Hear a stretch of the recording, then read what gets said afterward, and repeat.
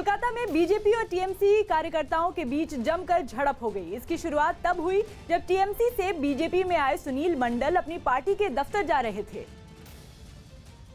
तभी टीएमसी के कार्यकर्ता उनकी गाड़ी के सामने खड़े हो गए और उनका रास्ता रोक लिया। इस दौरान कार्यकर्ताओं के हाथों में कई पोस्टर और टीएमसी के झंडे भी दिखाई दिए। इस मुद्दे पर दोनों ही पार्टियों के कार्यकर्ताओं के बीच धक्का मुक्की भी हुई।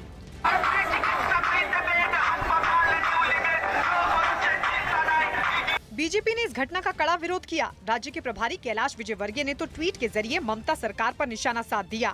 उन्होंने बीजेपी दफ्तर के बाहर टीएमसी का मंच लगाने पर भी आपत्ति जताई। बताया गया कि बीजेपी ने टीएमसी से आए नेताओं के सम्मान में पार्टी दफ्तर में कार्यक्रम का आयोजन किया था। शिवसेना ने सामना के जरिए कांग्रेस पर बड़ा हमला बोला है। शिवसेना ने एनसीपी नेता शरद पवार को यूपीए की कमान सौंपने तक की मांग कर दी। सामना के मुताबिक सोनिया गांधी ने अपनी जिम्मेदारी बखूबी निभाई, लेकिन उनके आसपास के पुराने नेता अब नहीं रह गए हैं। शिवसेना ने राहुल गांधी की क्षमता पर सवाल खड़े करते हुए कहा कि नतीजे बताते हैं कि उनमें कमी जरूर है। सामना में लिखा है कि पीएम मोदी और अमित शाह को विपक्ष टक्कर नहीं दे पा रहा है। ऐसे में विपक्ष को सोचना चाहिए। महाराष्ट्र में जो महाविकास आघाड़ी है जो सरकार चल रही है, वो सरकार चलाने के लिए बहुत दिक्कतों का सामना करना पड़ रहा है। एक जमाने में सोनिया गांधी जी की लीडरशिप में सब लोग आए थे, मनमोहन सिंह के नेतृत्व में हम लोग आए थे, सब लोग आए थे। आज तो मुझे दिखता है कि शरद पवार साहब इस देश के ऐसे नेता हैं जिनकी बात सब लोग सुनते और मानते हैं। मोदी जी भी मानते हैं। एनसीपी नेता मजीद मेमन ने भी सामना में छपे लेख पर सहमति जताई और विपक्ष के कमजोर होने की बात कबूली। सामना के लेख में विरोधी पक्ष के या यूपीए के कमज़ोर हो जाने की बात जो कही गई है उसमें बड़ी हद तक सच्चाई है। शरद पवार जी का नाम उन्होंने सजेस्ट करते हुए कहा है, तो मैं ये कहूँगा कि इस बात में सच्चाई है कि शरद पवार जी का अपना व्यक्तित्व जो है वो मैं समझता हूँ कि आज देश में किसी भी राजनेता से बढ़कर है। और अगर मोदी जी के सामने कोई ताकत उभरनी हो तो उसका नेतृत्व अगर शरद पवार करें तो ये उचित लगता है। सामना ने आज के अपने एडिटोरियल में राहुल गांधी जी की और कांग्रेस की अकार्यक्षम करके कड़ी आलोचना की है। शायद सामना ये सुझाव देना चाहता है कि अब यूपीए का नेतृत्व शरद पवार जी ने करना चाहिए, लेकिन राहुल गांधी हो या राज्य की कांग्रेस हो, ये सत्ता के लिए इतनी लाचार बन चुकी है कि सामना ने कितनी भी आलोचना की, इसके बावजूद भी वो सत्ता पे टिके रहेंगे। वहीं शिवसेना के सामना में लिखे लेख के बाद कांग्रेस भड़क गई। कांग्रेस ने शिवसेना को नसीहत दी कि वो नेतृत्व के बारे में सलाह ना दे। राउत ने जो कहा है कि शरद पवार ने नेतृत्व करने के बारे में जो बयान दिया है, मैं समझता हूं कि शिवसेना के साथ हमारा जो गठबंधन हुआ है वो महाराष्ट्र की हद तक सीमित है और वो भी एक कॉमन मिनिमम प्रोग्राम के तहत ये फैसला हुआ है। शिवसेना अभी भी कानूनी तौर पर यूपीए की अभी घटक पार्टी नहीं हुई है, यूपीए की कॉन्स्टिट्यूएंट पार्टी नहीं हुई है। ये जो पार्टी यूपीए में ही नहीं है उन्होंने यूपीए के नेतृत्व के बारे में सलाह देना उचित है, ऐसा मैं नहीं मानता हूँ। उत्तर प्रदेश के बागपत से हैरान कर देने वाली एक तस्वीर सामने आई, जिसमें एक महिला एक आदमी को डंडे से पीटती हुई दिखाई दी। आरोप है कि उस आदमी ने छेड़खानी की थी, जिस पर वो महिला आपे से बाहर हो गई और वो उस आदमी को डंडे से बुरी तरह पीटने लगी। इस पिटाई से आरोपी जमीन पर बैठ गया, लेकिन इसके बावजूद उसे पीटने का सिलसिला जारी रहा। इस दौरान आरोपी ने कई बार माफी की गुहार भी लगाई, जिसका उस महिला पर कोई असर नहीं हुआ। इसके बाद उस महिला ने उसे उठाकर एक बार फिर जमीन पर पटक दिया और फिर उसे घसीटकर दोबारा उसकी पिटाई की। इस हंगामे को आसपास के कई लोग भी देख रहे थे, लेकिन किसी ने भी बीच बचाव करने की कोशिश नहीं की। हालांकि उन लोगों ने इस मारपीट की वीडियो बना ली, जो बाद में सोशल मीडिया पर वायरल हो गई। किसान आंदोलन के बीच प्रधानमंत्री मोदी आज सुबह 11 बजे मन की बात कार्यक्रम के जरिए देशवासियों को संबोधित करेंगे। इस साल का ये आखिरी मन की बात कार्यक्रम होगा। पीएम मोदी इस दौरान किसानों और कृषि कानूनों के मुद्दे पर बात कर सकते हैं।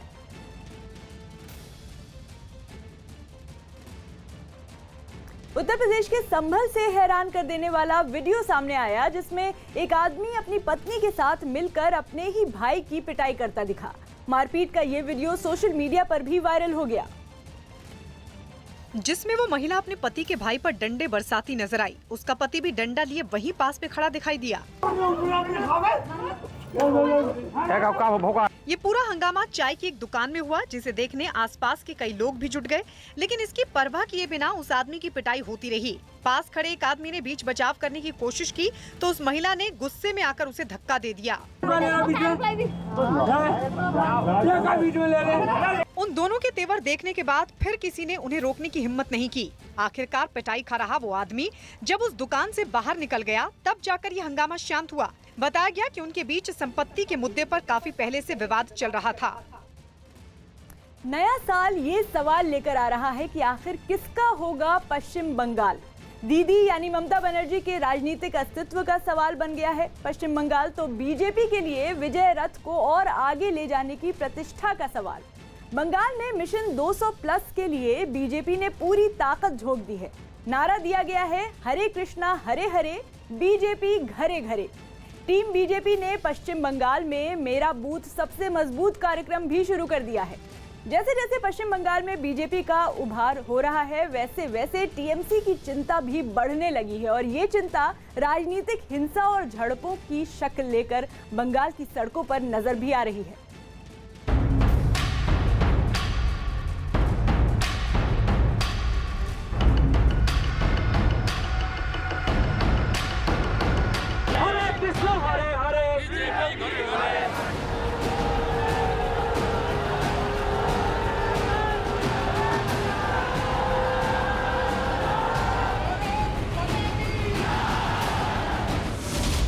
नए साल का सवाल,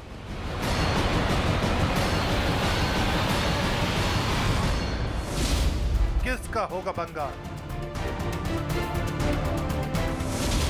क्या दीदी दुर्ग बचाएंगी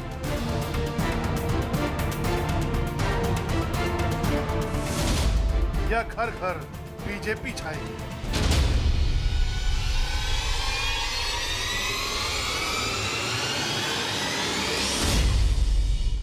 पश्चिम बंगाल के सवाल इन दिनों राजनीति के गलियारों में गूंज रहे हैं। बीजेपी तुष्टीकरण, बांग्ला आदर्श और अस्मिता की तलवार से ममता दीदी पर वार कर रही है और ममता दीदी बंगाली बनाम बाहरी जैसे तर्कों की ढाल से बीजेपी के हमलों की काट तलाश रही है। देश के राजनीतिक कैनवास पर बंगाल एक ऐसा राज्य बन गया है जो टीएमसी और बीजेपी दोनों के अस्तित्व से जुड़ गया है।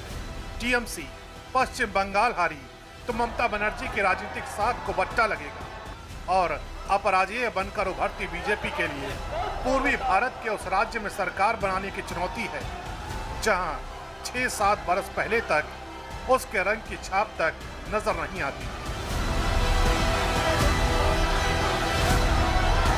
बीजेपी के राजनीतिक विचारधाराओं के शीर्ष पुरुषों में श्यामा प्रसाद मुखर्जी की राजनीतिक धरती पश्चिम बंगाल ही रही है, लेकिन पार्टी की स्थापना के 40 साल बीत जाने के बाद भी पार्टी यहां सत्ता से दूर रही। अब इस असंभव को संभव करने का बीड़ा मोदी शाह की जोड़ी ने उठाया है और इसके लिए धरातल पर काम भी शुरू हो गया है।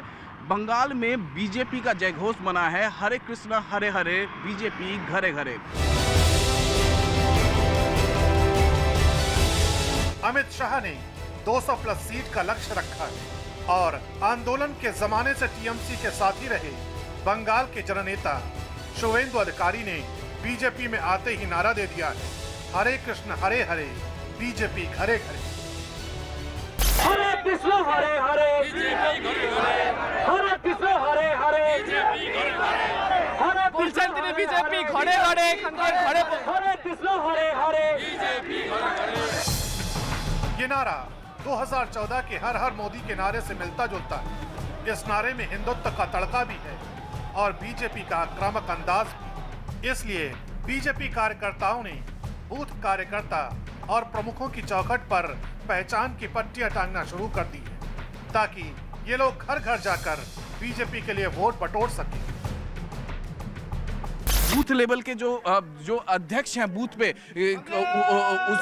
उनका नेम प्लेट इस वक्त यहाँ पर लगाया जा रहा है। इस वक्त बीजेपी के जो कार्यकर्ता हैं वो स्लोगन यहाँ पर दे रहे हैं और जो बूथ अध्यक्ष होंगे, जो बूथ अध्यक्ष, उन्हें सम्मानित करने का ये एक तरीका है।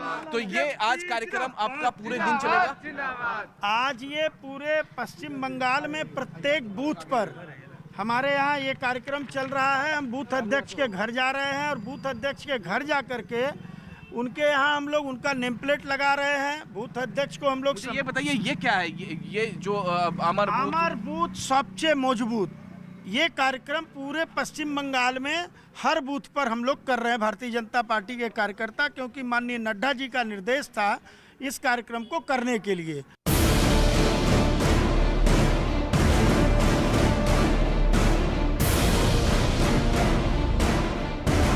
कभी बंगाल में हाशिए पर रहने वाली बीजेपी इस बार के चुनाव में टीएमसी को चुनौती देती दिख रही है। इसलिए कार्यकर्ता भी जोश से भरे हैं।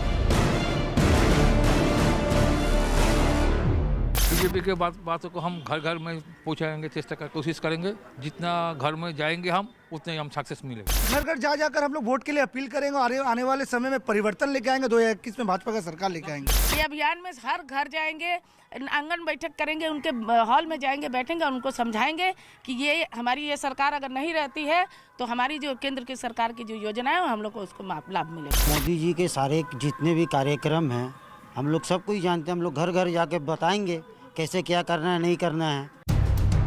बंगाल बीजेपी ने राज्य में 3 दिन के मेरा बूथ सबसे मजबूत कार्यक्रम शुरू किया है, जिसके तहत पार्टी के सभी बूथ अध्यक्षों का अभिनंदन कार्यक्रम रखा गया। इस दौरान पार्टी पदाधिकारियों ने बूथ अध्यक्षों को घर पर कमल निशान के साथ उनकी नेम प्लेट लगाई। साथ ही माला पहनाकर बूथ अध्यक्षों का स्वागत किया गया। 3 दिन तक बंगाल बीजेपी के सभी पदाधिकारी बूथ स्तर पर सक्रिय रहेंगे। बंगाल में 78,000 से ज्यादा बूथ हैं और बीजेपी ने 26 दिसंबर को ही 60,000 बूथ कवर करने का लक्ष्य रखा है। मेरा बूथ सबसे मजबूत कार्यक्रम के जरिए बीजेपी पार्टी के अंतिम कार्यकर्ता और बूथ के हर वोटर तक पहुंचने का मिशन रखती है। लोकसभा चुनाव में भी बीजेपी का बूथ कार्यक्रम खासा सफल रहा था। बीजेपी ने भी इस बार मजबूती के साथ मेरा बूथ सबसे मजबूत वाला कार्यक्रम, जो हमारे उत्तर भारत में जिसको पन्ना प्रमुख कहते हैं, वहाँ ममता के यहाँ दुआरे दुआरे कहते हैं, तो वो सारे जो स्कीमें हैं उसके तहत बीजेपी ने ये कार्यक्रम शुरू कर दिया है और आज से उनका ये अभियान चल रहा है। और इससे जो ग्रास रूट पे संपर्क का मामला है वो तेज़ होगा और इससे बीजेपी को चुनाव में जो ऊपर के माहौल की बात तो ठीक है, लेकिन नीचे तक घुसने में निश्चित रूप से फायदा होगा। उधर बीजेपी ने बूथ मजबूत करने का मिशन छेड़ा और इधर बीजेपी और टीएमसी के कार्यकर्ताओं के बीच झड़प शुरू हो गई। टीएमसी कार्यकर्ताओं ने बीजेपी सांसद सुनील मंडल की गाड़ी को घेर लिया। जब सुनील मंडल अपने गाड़ी से बीजेपी स्टेट ऑफिस पहुंचे थे, उस वक्त जो टीएमसी के कुछ कार्यकर्ता थे वो उनके गाड़ी के सामने आकर लेट गए। हल्की झड़पें भी हुई हैं बीजेपी कार्यकर्ताओं और टीएमसी कार्यकर्ताओं के बीच में। और किसी भी तरीके से जो बीजेपी के कार्यकर्ता जो उस वक्त स्टेट बीजेपी ऑफिस के अंदर थे, उन्होंने सुनील मंडल को उनकी गाड़ी से निकाला और उसके निकालने के बाद उन्हें पार्टी ऑफिस में अंदर लेकर गए। पश्चिम बंगाल की राजनीति में बीजेपी दूसरे नंबर पर तो पहले ही आ चुकी थी, लेकिन बढ़ते राजनीतिक टकराव और हिंसा शायद इस बात का इशारा कर रहे हैं कि टीएमसी के खेमे में बेचैनी बढ़ने लगी। Total absence of law and order. ये लोग इतना एक पॉलिटिकल पार्टी ऑफिस का सामने ऐसे तरीके से कैसे इसको मंच करने दिया गया। Total it's anarchy, total anarchy, nothing more than that. Paschim Bangal में जब भी सत्ताधारी पार्टी के खिलाफ कोई चुनौती देने वाली ताकत उभरी तो बंगाल के रक्त रंजित होने का इतिहास पुराना है। जैसे जैसे बीजेपी का उभार नजर आने लगा है, वैसे वैसे इतिहास भी खुद को दोहरा रहा है। 1911 में देखा गया था जब ममता बनर्जी जीत की तरफ बढ़ रही थी, नंदीग्राम हो चुका था, बहुत सारे उनके साथ जो लुम्पन प्रोलेटेरिएट जिसको लेफ्ट फ्रंट की भाषा में कहते हैं वो साथ आ चुका था, तो वो सब जुट गए थे। तो पश्चिम बंगाल में लेफ्ट फ्रंट के लोगों ने खूब हिंसा फैलाई थी और उसका नतीजा ये हुआ कि परिवर्तन हुआ। इस बार भी टीएमसी के लोग एकदम हिंसा के उतारू हैं। गुजरता साल और आने वाले दिन पश्चिम बंगाल में बहुत राजनीतिक सरगर्मी भरे रहने वाले हैं। इसके पीछे कारण है टीएमसी और बीजेपी के बीच बढ़ता राजनीतिक टकराव। इस टकराव की वजह है बीजेपी की महत्वाकांक्षा और टीएमसी की अपनी सरकार बचाए रखने की बेचैनी। अरुणाचल से लेकर मणिपुर, मेघालय, असम, त्रिपुरा और फिर बिहार की जीत के बाद अब बंगाल में बीजेपी ने पूरी ताकत झोंक दी है। बीजेपी ने लेफ्ट के गढ़ त्रिपुरा में भी सत्ता पर कब्जा कर असंभव सी सियासी कामयाबी दिखाई थी। इसके बाद बंगाल में विधानसभा चुनाव की लड़ाई में जुटी बीजेपी ने पिछले एक साल में बंगाल के सियासी समीकरण उलट कर रख दिए और अब की बार सरकार उखाड़ने की सीधी हुंकार दी जा रही है। सीधे कान खोल कर सुन लो, आज लाखों लोगों की हाजिरी में कहने आया हूं मैं, जब विधानसभा के चुनाव का परिणाम आए, परिणाम देख लेना, इस बार 200 सीटों से ज्यादा सीटों के साथ भारतीय जनता पार्टी की सरकार बनने जा रही है। 2014 के चुनाव में अमित शाह ने इस असंभव लक्ष्य को चुना था। उन्होंने तय किया था कि पार्टी की सरकार उन राज्यों में बनाना ही उनका लक्ष्य है जहां बीजेपी कमजोर है। और बीते 6 साल में बंगाल में बीजेपी की सिर्फ कमजोरी ही दूर नहीं हुई, बल्कि पार्टी कार्यकर्ता ऊर्जा से लबरेज। 2019 में बीजेपी ने अच्छा खासा प्रदर्शन किया है और उसकी वजह से अब वो आगे बढ़ रहे हैं। तो अब सीधा सीधा मुकाबला उन्हीं दोनों के बीच में हो गया, टीएमसी और बीजेपी के बीच में। और लेफ्ट फ्रंट और कांग्रेस साइड में हैं, वो उतने पावरफुल नहीं हैं, बिल्कुल नहीं पावरफुल हैं। तो सीधे सीधे मुकाबले में हिंसा जो है वहाँ का स्थायी भाव हो गया। ये लोकतंत्र के लिए अच्छा नहीं है, चिंता का विषय है। अमित शाह जिस तरह चुनौती दे रहे हैं उसके पीछे वजह है 2019 के चुनाव के दौरान पश्चिम बंगाल में बीजेपी का बेहतरीन प्रदर्शन। 2019 के लोकसभा चुनाव में बीजेपी ने पश्चिम बंगाल के हर इलाके में अपनी छाप छोड़ी। बीजेपी को बंगाल के उत्तरी और पश्चिमी इलाकों में जबरदस्त बढ़त मिली। पार्टी ने नॉर्थ बंगाल की 8 में से 7 लोकसभा सीटों पर कब्जा किया। इस इलाके में सत्ताधारी टीएमसी का खाता तक नहीं खुला था। बीजेपी ने पश्चिमी बंगाल के इलाके में 2 सीटों पर जीत दर्ज की। जिन दक्षिणी पश्चिम जिलों को राढ़ का क्षेत्र कहा जाता है, वहां भी बीजेपी ने 5 सीटों पर कमल खिलाया। साउथ बंगाल में बीजेपी ने 3 सीटें जीती। तराई क्षेत्र में पार्टी ने हुगली सीट पर जीत हासिल की। 2019 के नतीजों के लिहाज से देखें तो बीजेपी बंगाल की 122 विधानसभा सीटों पर मजबूत स्थिति में उभर कर सामने आई थी। हालांकि लोकसभा चुनाव के वोटिंग पैटर्न से विधानसभा चुनाव का वोटिंग पैटर्न अलग हो सकता है, लेकिन कयास यही है कि बीजेपी इस बार बंगाल चुनाव की तस्वीर बदल सकती है। अमेरिका के नैशविल शहर में एक कार में जोरदार धमाका हो गया, जिसमें कई लोग घायल हो गए। इस घटना के बाद अमेरिकी पुलिस ने दावा किया कि यह धमाका जानबूझकर किया गया, जिसकी रोंगटे खड़े कर देने वाली तस्वीरें भी सामने आई, जिसमें साफ दिखा कि अचानक ही सड़क पर खड़ी एक कार में जोरदार धमाका हो गया। ये धमाका इतना जबरदस्त था कि इससे आसपास की कई इमारतों और गाड़ियों को नुकसान पहुंचा। खिड़कियों के शीशे चकनाचूर होकर सड़क पर बिखर गए। जो सड़क थोड़ी देर पहले तक बिल्कुल साफ नजर आ रही थी, उसके चारों तरफ मलबा फैल गया। बताया गया कि धमाके की वजह से आसपास की इमारतों में लोगों ने कंपन भी महसूस किया। इसके बाद वहां दमकल कर्मचारियों के साथ जांच टीम भी पहुंच गई। खबर है कि पुलिस ने एहतियात बरतते हुए पूरे इलाके को खाली करा दिया। इसके साथ ही पुलिस ने बम धमाके का अंदेशा भी जताया। पूर्वी दिल्ली के त्रिलोकपुरी इलाके में देर रात 2 पड़ोसियों के बीच हुई झड़प में एक शख्स की मौत हो गई। इस दौरान 5 से 6 लोग घायल भी हुए। बताया जा रहा है कि दोनों पक्षों की तरफ से जमकर पत्थर चले और कई राउंड फायरिंग हुई। इसमें 2 लड़कों को गोली लगने की बात सामने आई, जिसमें एक की मौत हो गई। हंगामे की सूचना मिलने पर पुलिस मौके पर पहुंची। पुलिस अधिकारी रंजिश में बवाल होने की बात कर रहे हैं। मयूर विहार थाना पुलिस आसपास लगे सीसीटीवी कैमरों की मदद से मामले की जांच में जुटी है। दो पड़ोसियों का झगड़ा हुआ है जिसमें गोली चली है। तो इसमें एक तरफ कासिम और शाहिद है और दूसरी तरफ मन्नान है। इसमें शाहिद जो है वो डेड है और 4-5 लोगों को और इंजरीज हैं जिनका हॉस्पिटल में ट्रीटमेंट चल रहा है और उनको माइनर इंजरीज हैं। ममता बनर्जी इन दिनों दोहरे संकट में उलझ गई हैं। उनके सामने अपना वोट बैंक बचाने की चुनौती तो है ही, साथ ही सबसे बड़ी चुनौती है अपने खेमे के वो चेहरे बचाए रखना जिनका बंगाल के अलग अलग इलाकों में खासा जनाधार माना जाता है।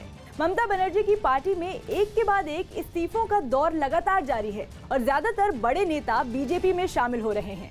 चोला बदलने वाले नेताओं को देखें तो बंगाल की राजनीति भगवा रंग में रंगती नजर आ रही है। इसके साथ ही सबसे अहम बात ये कि बीजेपी के मेगा स्टार और जिताऊ चेहरे प्रधानमंत्री नरेंद्र मोदी ने भी मिशन बंगाल का आगाज कर दिया है।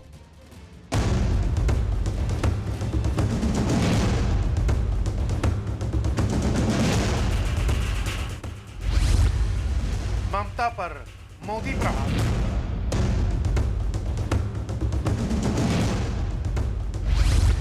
किसकी होगी जीत, किसकी हार?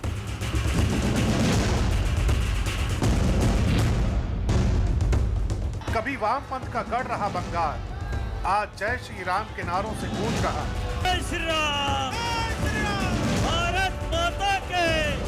पश्चिम बंगाल में वामपंथ का एक छत्र राज करीब 35 साल तक चला। वामपंथी पार्टियों के सामने विरोधी ताकत बनकर उभरने में ममता बनर्जी को बरसों बरस लग गए, लेकिन टीएमसी के सत्ता में आने के 10 साल के भीतर उसकी सत्ता को चुनौती देने वाली बनकर उभरी बीजेपी।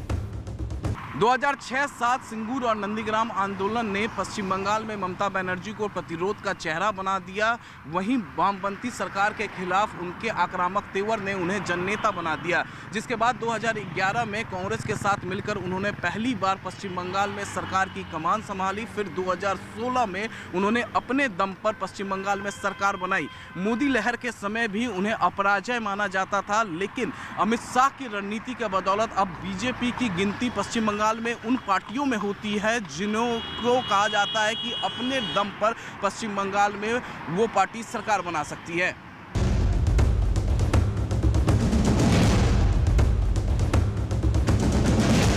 अमित शाह बांग्ला संस्कृति, बांग्ला अस्मिता से पार्टी का नाता जोड़ रहे हैं।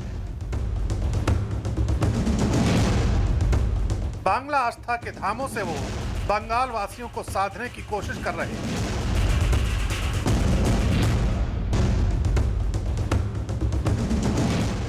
वो उन प्रतीकों, धर्म गुरुओं और शहीद स्थलों का दौरा भी कर रहे हैं जिन्हें बंगाल के भद्रलोक से लेकर बंगाल का अंतिम आदमी तक अपना गौरव मानता है। बंगाल के अंदर जो ओछी राजनीति करते हैं, मैं इनको ये बताने आया हूं कि खुदीराम बोस जितने बंगाल के थे उतने ही पूरे भारत के थे, और पंडित राम प्रसाद बिस्मिल जितने यूपी के थे उतने ही बंगाल के थे। बीजेपी के हमले से अपना साम्राज्य बचाने के लिए ममता बनर्जी ने नारा दिया था, बंगाली बनाम बाहरी। यानी बीजेपी को बाहरी कहते हुए ममता बनर्जी ने बांग्ला प्राइड की दुहाई दी थी। बीते 2 दिन के दौरे में अमित शाह ने उस नारे की काट में ये तस्वीरें गढ़ी। पूरे बंगाल को यह संदेश दिया कि राष्ट्रवाद और बंगालवाद दोनों को बीजेपी बखूबी जानती भी है और उनसे गहरा नाता भी रखती है। अमित शाह ने बंगाल से सांस्कृतिक नाता जोड़ने का काम करके ममता के नारे की काट तो ढूंढ ली, लेकिन आस्था, प्रतीकों और बंगाल प्राइड की राजनीति के साथ साथ उन्होंने एक और काम किया जिसने ममता के किले की नींव पर जोरदार प्रहार किया। राजनीति का परम लक्ष्य सत्ता प्राप्त करना है और उसके लिए विरोधी को कमजोर करना भी कूटनीति है। यही कूटनीति अमित शाह ने अपनाई और ममता के खेमे से बीते 2 साल के अंदर अंदर कई बड़े सेनापति बीजेपी के खेमे आ गए और ममता के खिलाफ युद्ध घोष कर दिया। बैरकपुर से टीएमसी विधायक शीलभद्र दत्ता ममता से नाराज होकर बीजेपी में आ गए। टीएमसी के राष्ट्रीय महासचिव रहे शंकुदेव पांडा ने भी 2019 के लोकसभा चुनाव से पहले पार्टी छोड़ दी। ममता के भरोसेमंद नेताओं में से सौमित्र खां ने भी 2019 के लोकसभा चुनाव से पहले पाला बदल लिया और सांसद बने। शोभन चटर्जी को ममता का दायां हाथ कहा जाता था, वो भी अब बीजेपी में है। ममता के शुरुआती दौर के साथ ही कूच बिहार दक्षिण से विधायक रहे मिहिर गोस्वामी भी ममता का साथ छोड़ चुके हैं। ममता बनर्जी के सबसे बड़े रणनीतिकार मुकुल रॉय 2019 के लोकसभा चुनाव में अपना असर दिखा ही चुके। अर्जुन सिंह टीएमसी में बहुत ताकतवर नेता माने जाते थे, लेकिन 2019 में बीजेपी के टिकट पर बैरकपुर से संसद पहुंचे। सब्यसाची दत्ता ममता बनर्जी के खास से पैसालारों में से थे, लेकिन वो भी 2019 में उन्हें छोड़कर चले गए। और सबसे बड़ी चोट लगी है शुभेंदु अधिकारी के तौर पर, जो नंदीग्राम आंदोलन के रणनीतिकार भी रहे और मिदनापुर के एक प्रभावशाली राजनीतिक परिवार से आते। ये सब पश्चिम बंगाल की राजनीति के वो चेहरे हैं जिनके जाने से ममता बनर्जी के जनाधार पर असर पड़ेगा। नए साल में राजनीति का सबसे गर्म मुद्दा पश्चिम बंगाल ही रहने वाला है। ये तो नतीजों के दिन ही तय होगा कि बंगाल के दिल में क्या है।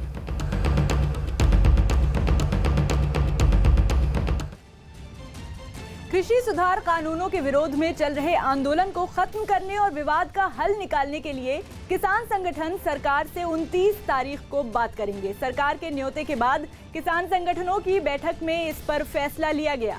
हालांकि इससे पहले भी दोनों के बीच कई दौर की बातचीत हो चुकी है, लेकिन कोई नतीजा नहीं निकला, जिसके बाद एक बार फिर सरकार ने किसानों को बातचीत के लिए बुलाया और किसानों ने भी 29 दिसंबर को बातचीत का फैसला किया।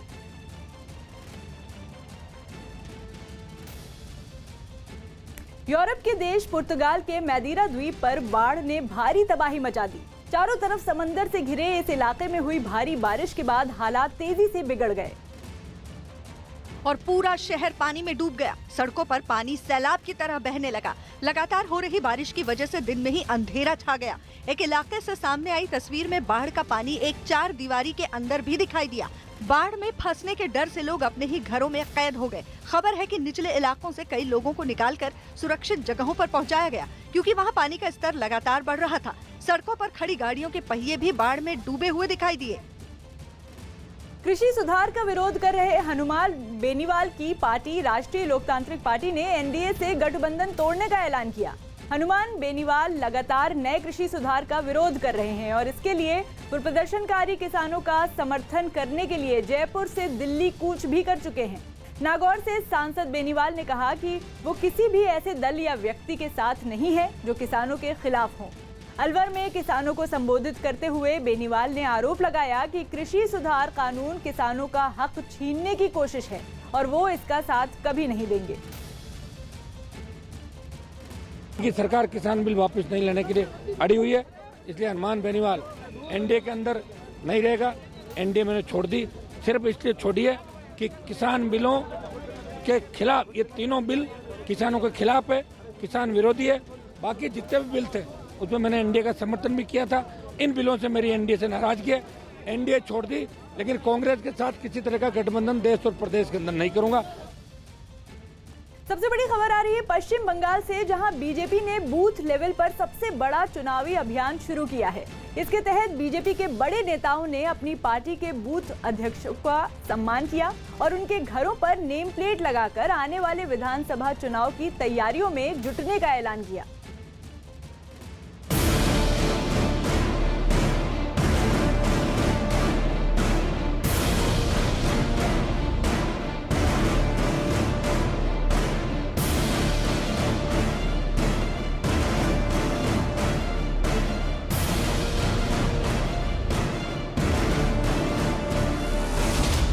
बंगाल में बीजेपी का बूथ वॉर।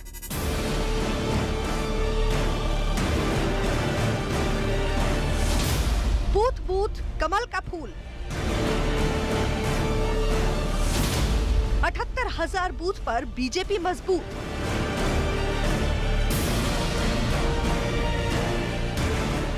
बीजेपी ने पश्चिम बंगाल में अपना अब तक का सबसे बड़ा अभियान शुरू कर दिया है। विधानसभा चुनाव से पहले बीजेपी ने बंगाल के हर पोलिंग बूथ तक अपना दम दिखाने की ऐसी पहल की है जिसकी काट ढूंढना ममता बनर्जी की टीएमसी के बस की बात नहीं लगती। बीजेपी के बड़े नेता हर बूथ के पार्टी अध्यक्ष को सम्मानित कर रहे हैं। इसके लिए बीजेपी नेता 3 दिन तक ऐसे मिशन में जुट गए हैं जिसमें हर बूथ अध्यक्ष के घर जाकर उसकी नेम प्लेट लगाई जा रही है। बूथ अध्यक्ष को माला पहनाया जा रहा है। यहाँ पर तस्वीरों में आप देख सकते हैं कि जो राज्य के जो स्टेट बीजेपी के जो पदाधिकारी हैं वो इस तरीके से माले अर्पण कर रहे हैं और यहाँ पर उनको सम्मानित कर रहे हैं। बीजेपी ने अपने मिशन 200 प्लस की तरफ मजबूती से ऐसा कदम बढ़ाया है जिसकी धमक हर बूथ पर गूंजने लगी है। बीजेपी के सभी बूथ अध्यक्षों को सम्मानित किया जा रहा है। बूथ अध्यक्षों के घर पर उनकी नेम प्लेट लगाई जा रही है और बूथ अध्यक्षों को राष्ट्रीय अध्यक्ष जेपी नड्डा की चिट्ठी भी सौंपी गई, जिसमें चुनाव के लिए जुटने को कहा गया। तमाम जो कार्यकर्ता हैं बीजेपी के वो यहाँ पर पहुंचे हुए हैं। जो डिस्ट्रिक्ट प्रेसिडेंट हैं वो यहाँ पर पहुंचे हुए हैं। वो लगातार हौसला बढ़ा रहे हैं अपने कार्यकर्ताओं का। इस तरीके से देखिए बूथ लेवल के जो अध्यक्ष हैं बूथ पे उनका नेम प्लेट इस वक्त यहाँ पर लगाया जा रहा है। इस वक्त बीजेपी के जो कार्यकर्ता हैं वो स्लोगन यहाँ पर दे रहे हैं और जो बूथ अध्यक्ष होंगे, जो बूथ अध्यक्ष, उन्हें सम्मानित करने का ये एक तरीका है। तो ये आज कार्यक्रम आपका पूरे दिन चलेगा। आज ये पूरे पश्चिम बंगाल में प्रत्येक बूथ पर हमारे यहाँ ये कार्यक्रम चल रहा है। हम बूथ अध्यक्ष के घर जा रहे हैं और बूथ अध्यक्ष के घर जा करके उनके यहाँ हम लोग उनका नेम प्लेट लगा रहे हैं। बूथ अध्यक्ष को हम लोग ये बताइए ये क्या है? ये जो अमर बूथ सबसे मजबूत, ये कार्यक्रम पूरे पश्चिम बंगाल में हर बूथ पर हम लोग कर रहे हैं। भारतीय जनता पार्टी के कार्यकर्ता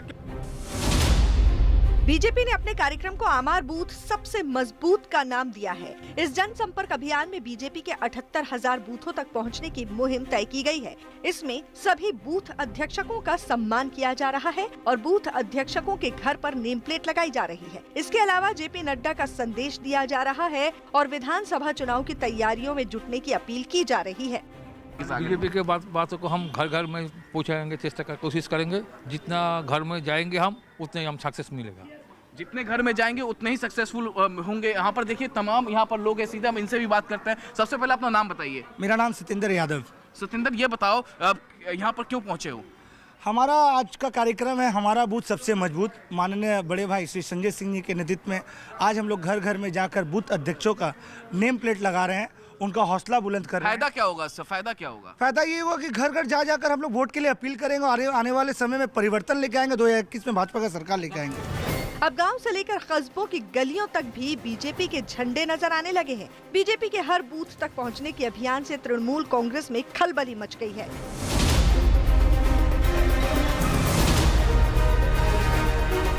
बीजेपी ने ज्यादा से ज्यादा लोगों को जोड़ने के लिए 23 ऐसे कामों की लिस्ट तैयार की है जिसमें नए और युवा वोटरों को जोड़ने के लिए फॉर्म भी भरवाया जाएगा। वोटर लिस्ट पर भी ध्यान देना शुरू किया गया है और इसका सीधा फायदा अगले चुनावों में बीजेपी को मिलना तय माना जा रहा है।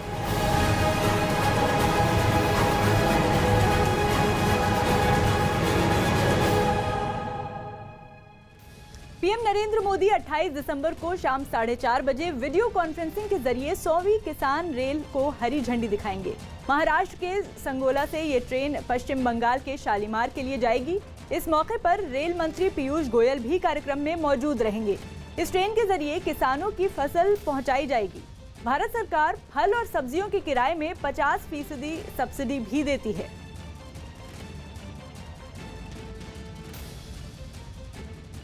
पाकिस्तान की सियासत और सियासतदान कट्टरपंथियों और आतंकियों के किस कदर मोहताज हैं, इसकी एक मिसाल खुद पाकिस्तान ने ही कायम की है।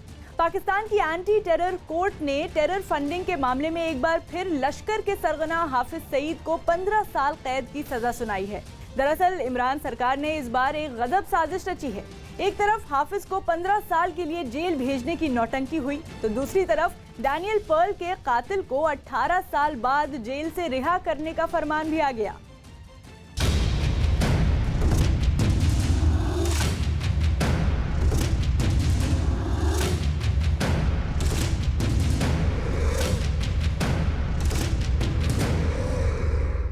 पाकिस्तान का नया ड्रामा।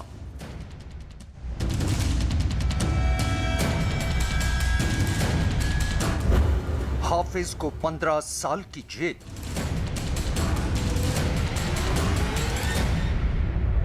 सईद 18 साल बाद रिहा।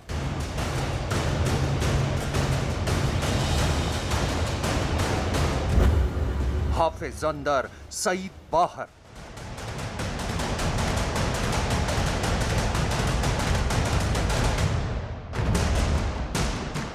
दुनिया की आंखों में धूल झोंकने की पाकिस्तान की नौटंकी बदस्तूर चले जा रही है। आतंकवाद पर नकेल कसने के नाम पर पाकिस्तान ड्रामा खेल रहा है और तो और टेरर फंडिंग रोकने के लिए आतंकी सरगनाओं को जेल भेजने का पाकिस्तान के स्वांग का सिलसिला भी जारी है। एक बार फिर पाकिस्तान के प्रधानमंत्री इमरान खान और उनकी सरकार ने दुनिया को धोखा देने के नाम पर लश्कर तैयबा के सरगना हाफिज सईद को जेल भेजने की नौटंकी रची है। पाकिस्तान की एक अदालत ने मुंबई टेरर अटैक के मास्टरमाइंड और जमात-उद-दावा के सरगना हाफिज सईद को टेरर फंडिंग के मामले में 15 साल कैद की सजा सुनाई है। इसके अलावा अदालत ने उस पर 2 लाख रुपए का जुर्माना भी लगाया है।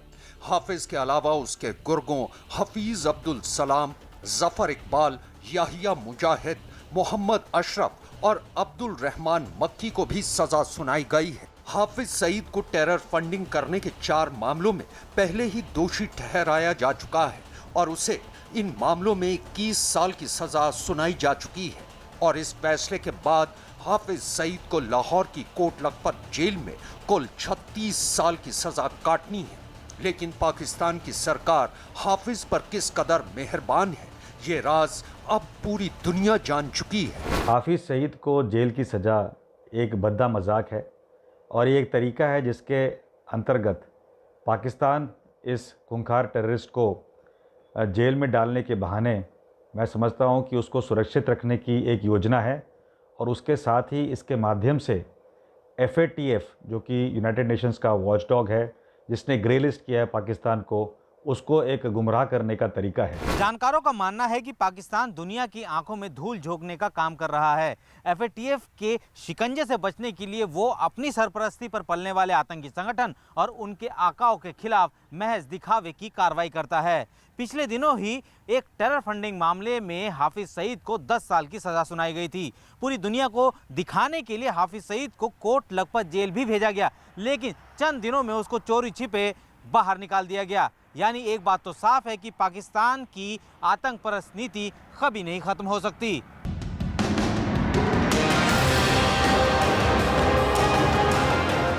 हैरानी तो इस बात की है कि 26/11 मुंबई हमले के मास्टरमाइंड हाफिज सईद को नवंबर 2019 में ही टेरर फंडिंग के एक केस में 10 साल की सजा सुनाई गई थी। पाकिस्तान सरकार ने दिखावे के तौर पर हाफिज को लाहौर की कोट लखपत जेल में बंद भी किया, लेकिन हकीकत ये है कि पाकिस्तान ने उसे चुपके से जेल से रिहा भी कर दिया था और लश्कर का सरगना पाकिस्तान की सेना की हिफाजत में अपने घर पर आराम फरमा रहा था।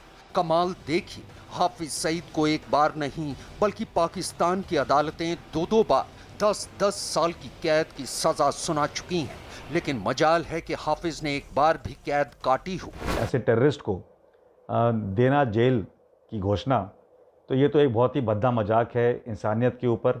और ऐसे दहशतगर्द को जो ये बचा रहे हैं पाकिस्तानी की जो सरकार है, पाकिस्तानी सरकार या उनके जो आर्मी है, वो मेरे को लगता है कि ये एक VIP कल्चर बन गया है ऐसे टेररिस्ट के लिए कि गुमराह करने के नाते इनको जेल में रखो, इनकी देखभाल करो और वहाँ बैठे बैठे और योजनाएं बनाओ और टेररिस्ट अटैक करो। भारतीय खुफिया एजेंसी की एक रिपोर्ट के मुताबिक लश्कर तोयबा का सरगना हाफिज सईद पाकिस्तानी खुफिया एजेंसी ISI की छत्र छाया में एक संगठन चला रहा है। आतंकवाद की इस कार्रवाई पर पाकिस्तान का असली चेहरा तब सामने आता है जब वो FATF की ब्लैक लिस्ट में जाने से बचना चाहे। साफ है, इस गिरफ्तारी से भी पाकिस्तान की ये कोशिश है कि वो इस ब्लैक लिस्ट में शामिल ना हो। हाफिज सईद को जुलाई 2019 में गिरफ्तार किया गया था। फरवरी 2020 में टेरर फंडिंग के जुर्म में हाफिज को 10 साल 6 महीने कैद की सजा हुई। इसके अलावा 19 नवंबर 2019 को पाकिस्तान के एक एंटी टेरर कोर्ट ने मुंबई हमलों के मास्टरमाइंड को 2 और मामलों में 10 साल कैद की सजा सुनाई। हाफिज को दिखावे के लिए लाहौर की कोट लखपत जेल भेजा गया, लेकिन चंद दिनों बाद पाकिस्तान ने हाफिज को चुपके से जेल से रिहा भी कर दिया।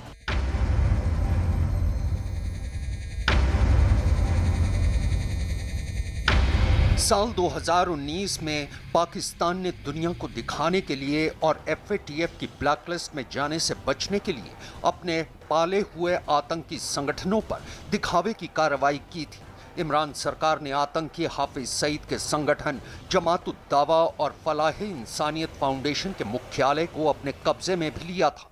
इसके साथ ही जमात-उद-दावा की लाहौर में मौजूद मस्जिद और मदरसे को भी सरकार ने फौरी तौर पर अपने हाथों में ले लिया था, ताकि पाकिस्तान दुनिया को दिखा सके कि वो आतंक के खिलाफ है।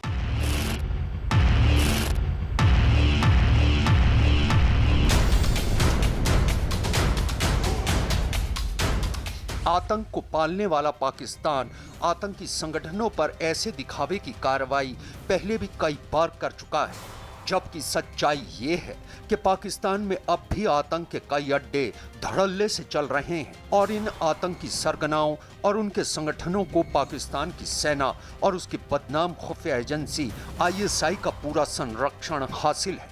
ऐसे सूरत हाल में पाकिस्तान की नीयत पर भरोसा नहीं किया जा सकता, क्योंकि आतंकी संगठनों पर कार्रवाई के बाद भी मुंबई हमले के मास्टरमाइंड हाफिज सईद को ISI की प्रोटेक्टिव कस्टडी में VIP ट्रीटमेंट दी जा रही है। भारतीय खुफिया एजेंसियों के मुताबिक हाफिज सईद लश्कर और जमात-उद-दावा जैसे संगठनों की आड़ में कई मदरसे, स्कूल और अस्पताल चला रहा है, लेकिन इनकी आड़ में हाफिज अपने आतंक के कारोबार को बढ़ावा देने का खेल खेल रहा है, क्योंकि जब जब पाकिस्तान ने हाफिज सईद के आतंकी संगठनों पर बैन लगाया है, हर बार हाफिज सईद एक नए आतंकी संगठन के साथ दुनिया के सामने आया है। हकीकत तो यही है कि पाकिस्तान कभी भी हाफिज सईद जैसे आतंकी सरगना के खिलाफ कोई कड़ी कार्रवाई नहीं करेगा। जमात-उद-दावा आतंकी संगठन लश्कर-ए-तैयबा का ही एक मुखौटा है। यह आतंकी संगठन पाकिस्तान में 300 से भी ज्यादा मदरसे और स्कूल चलाता है।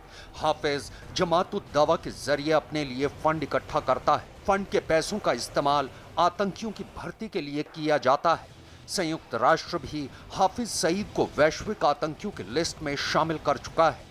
दिसंबर 2008 में UNSC यानी संयुक्त राष्ट्र सुरक्षा परिषद के प्रस्ताव 1267 के तहत हाफिज को वैश्विक आतंकी घोषित किया गया था।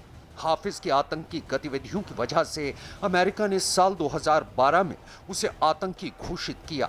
अमेरिका ने लश्कर के सरगना हाफिज सईद पर $1 करोड़ का इनाम भी घोषित किया हुआ है। जानकारों का मानना है कि पाकिस्तान का उसके आतंकी संगठनों पर प्रतिबंध लगाना सिर्फ दुनिया की आंखों में धूल झोंकने भर का एक प्रयास होता है, क्योंकि ये आतंकी संगठन प्रतिबंध लगाने के बाद नाम बदलकर अपनी गतिविधियों को अंजाम देते हैं। हैरानी की बात तो ये